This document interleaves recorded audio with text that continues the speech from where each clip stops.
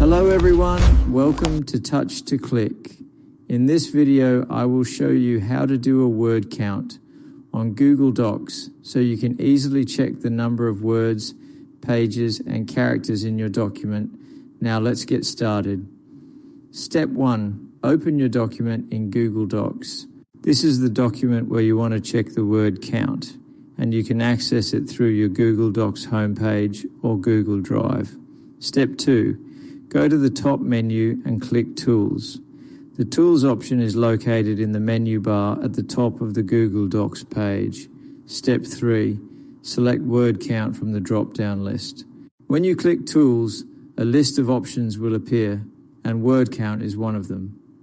Step 4. A box will appear showing the number of pages, words, characters, and characters, excluding spaces. This information helps writers, students, and professionals keep track of document length and meet writing requirements. Thank you for watching, and please subscribe to the Touch to Click channel.